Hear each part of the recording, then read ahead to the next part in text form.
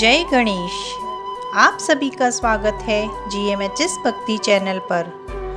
आज मैं आपको चैत्र माह के शुक्ल पक्ष की तृतीया को मनाए जाने वाले पर्व गणगौर का क्या महत्व है एवं इस दिन पूजन विधि किस प्रकार करनी चाहिए यह बताऊंगी और इसके पश्चात इसके व्रत की कथा सुनाऊंगी।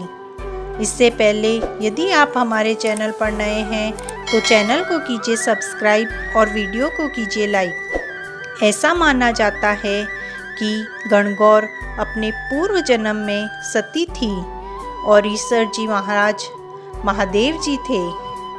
सती 17 दिन की साधना के बाद गौरी के रूप में सरजीवित हुई, इसलिए यह त्योहार 17 दिन तक पूजने का क्रम आज तक चला आ रहा है। गणगौर के दिन कुंवारी कन्याएं और सभी सुहागिन महिलाएं माँ गौरा और ईश्वर जी की पूजा किया करती है। यह व्रत महिलाओं को सौभाग्य प्रदान करने वाला एक विशेष त्योहार माना गया है। पुराणों एवं धार्मिक ग्रंथों में इसे गौरी उत्सव, गौरी तृतीया या गौर ईश्वर आदि के नामों से भी जाना जाता है। तीज वाले दिन अर्थात गणगौर पूजन के दिन सभी स्त्रियां गणगौर माता और ईश्वर जी की पूजा करें। पूजन सामग्री में हमें किन किन वस्तुओं का समावेश कर पूजा करनी है, आइए जान लेते हैं। पूजन सामग्री में शुद्ध जल का कलश, जवारे, धूप, कुमकुम, चावल, मेहंदी, चूड़ी, मौली, काजल, पुष्प, इत्र, धूप, दीप, अगरबत्ती आदि से पूजन करें एवं मिष्ठान का भोग लगाकर आरती करें। इसके पश्चात इस व्रत की कथा सुने। आइए अब मैं आपको गणगौर के व्रत की कथा सुनाती हूँ। एक बार भगवान शिव व माता पार्वती जी कैलाश पर्वत से सृष्टि का भ्रमण करने के लिए उतरे। उनके साथ में नंदी भी थे। पृथ्वी लोक पर जब वे भ्रमण कर रहे थे तब उन्हें देखकर कुछ लोग कहने लगे कि देखो देखो, नंदी साथ में है, फिर भी ये दोनों पैदल चल रहे हैं। ऐसा कहकर वे सभी हंसने लगे। उन सभी की ऐसी बातें सुनकर शिवजी ने पार्वती जी से कहा कि हम दोनों नंदी पर बैठ जाते हैं। दोनों नंदी पर बैठ गए। थोड़ी दूर चलने पर कुछ लोग उन्हें नंदी पर बैठा देखकर कहने लगे कि देखो तो, छोटा सा नांदिया और इस पर दो दो जन बैठ गए। इन्हें तो नांदिए पर जरा भी दया नहीं आती। उन लोगों की इस प्रकार की बातें सुनकर शिवजी और पार्वती जी दोनों नंदी पर से नीचे उतर गए और पार्वती जी ने शिवजी से कहा कि महाराज, ये कैसा लोक है? यहाँ तो लोग चढ़ते को भी हंसते हैं और उतरते को भी हंसते हैं। इस पर शिवजी बोले, प्रिय, यही तो पृथ्वी लोक है। अभी तो यहाँ आपको बहुत कुछ देखना है। इस प्रकार वार्तालाप करते हुए चले जा रहे थे। रास्ते में उन्हें एक घोड़ी दिखाई दी जो कि अत्यधिक कष्ट में थी। उसे इस प्रकार दर्द से छटपटाते देखकर पार्वती जी ने भगवान शिव से पूछा कि भगवान, यह घोड़ी किस दर्द से पीड़ित है? तब शिवजी ने कहा कि इस घोड़ी के बच्चा होने वाला है, इसलिए इसे अत्यधिक कष्ट हो रहा है। यह सुनकर माता पार्वती बोली कि क्या बच्चा होने पर इतना अत्यधिक कष्ट सहना पड़ता है? अगर ऐसा है तो आप मेरे गांठ बांध दीजिए, मुझे तो बच्चा नहीं चाहिए। इस पर शिवजी पार्वती जी को समझा बुझाकर आगे चल पड़े। कुछ दूर चलने पर देखा कि एक गाय ठीक उसी प्रकार दर्द से व्याकुल थी जिस प्रकार घोड़ी को दर्द से तड़पते माता ने देखा था। तब फिर माता पार्वती जी ने शिवजी से पूछा कि हे प्राणनाथ, यह गाय क्यों इस प्रकार दर्द से व्याकुल है?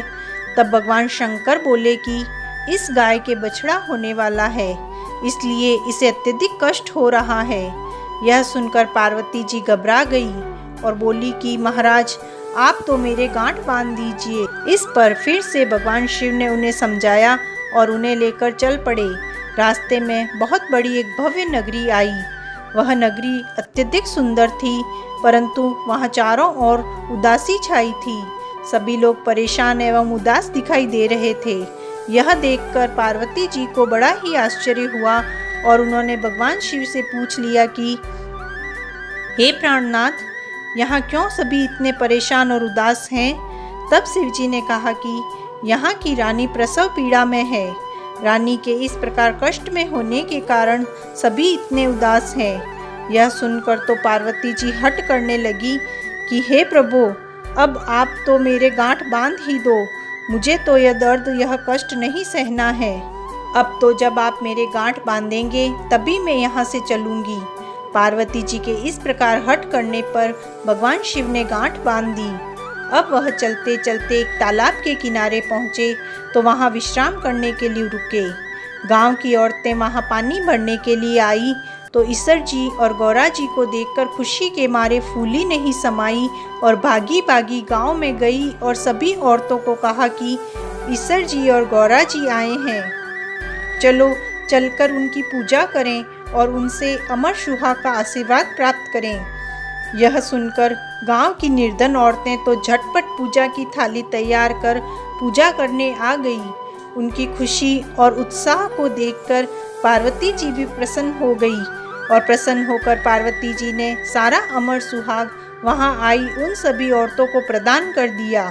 इस पर महादेव जी ने पार्वती जी से कहा कि अभी तो गांव की और भी औरतें आएगी आपसे अमर सुहाग पाने के लिए, परंतु आपने तो सारा सुहाग इन्हीं औरतों में बांट दिया।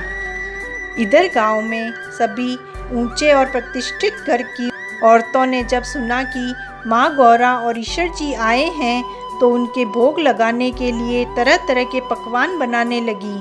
पकवान आदि बनाकर सज संवर कर वह पूजा करने आई तो उन्हें इन सब कार्यों की वजह से आने में देर हो गई। इन सभी औरतों को आता देखकर महादेव जी ने पार्वती जी से पूछा कि अब आप इन्हें क्या प्रदान करेगी? आपने सारा अमर सुहाग तो पहले आई उन सभी औरतों को प्रदान कर दिया। तब माँ पार्वती जी ने अपनी बिंदी में से रोली निकाली, आँखों में से काजल निकाला, नाखून में से मेहंदी निकाली और मांग में से सिंदूर निकालकर अपनी सबसे छोटी उंगली से छींटे दिए। वहां आई सभी औरतें अमर सुहाग का आशीर्वाद प्राप्त कर अत्यधिक प्रसन्न हो गई। जब शिवजी और पार्वती जी वहां से पुनः लौटकर आ रहे थे तब उन्होंने देखा कि जिस नगरी में पहले चारों ओर उदासी छाई हुई थी, अब वहां सहनाइयाँ और बाजे बज रहे हैं। चारों ओर खुशी का माहौल है, मिठाइयाँ बांटी जा रही है, क्योंकि वहां के राजा के यहाँ पुत्र का जन्म हुआ था। यह सब देखकर पार्वती जी बोली कि प्रभु, क्या पुत्र का जन्म होने पर इतनी खुशियाँ मनाई जाती है? तो कृपा कर महाराज आप मेरी गांठ खोल दें, ताकि हमारे यहाँ भी जब पुत्र का जन्म होगा तो इतनी ही खुशियाँ मनाई जाएगी। पार्वती जी के ऐसा कहने पर भगवान शिव नहीं माने और उन्होंने गांठ खोलने से मना कर दिया। आगे चलने पर उन्हें वही गाय दिखाई दी। अब वह गाय अपने बछड़े को प्यार से चाट रही थी और उसे दुलार कर अत्यधिक प्रसन्न नजर आ रही थी। गाय को इस प्रकार प्रसन्न देखकर पार्वती जी पुनः गांठ खोलने के लिए हट करने लगी, परंतु शिवजी ने उनकी एक न सुनी और वहां से चलने लगे। तब पार्वती जी भी चुपचाप उनके पीछे पीछे चलने लगी। अब आगे चलने पर पार्वती जी क्या देखती है कि वह घोड़ी अपने छोटे से प्यारे से बच्चे को स्नेह से रुला रही है। ऐसा दृश्य देखकर तो माँ पार्वती जी का ममता और वात्सल्य का बांध टूट पड़ा और वे वहीं हट करके बैठ गई कि आप मेरी गांठ खोल दीजिए, तभी मैं आपके साथ चलूँगी, वरना मैं तो यहीं बैठी हूँ। पार्वती जी के इस प्रकार हट करने पर भगवान शिव को उनकी गांठ खोलनी पड़ी। इस पर पार्वती जी अत्यधिक प्रसन्न और प्रफुल्लित हो गई। उसके पश्चात भगवान शिव और माँ पार्वती जी दोनों प्रसन्नतापूर्वक कैलाश पर्वत पर लौट गए। इस प्रकार यह कथा यहीं पूर्ण होती है। हे देवों के देव महादेव, हे माँ पार्वती, आप कहानी कहने वाले, सुनने वाले, हुंकारा भरने वाले की सभी मनोकामना पूर्ण करना, सभी कुंवारी कन्याओं को मन वांछित वर का और सुहागिन महिलाओं को अमर सुहाग का आशीर्वाद प्रदान करना। जय शिव शंकर, जय माँ पार्वती।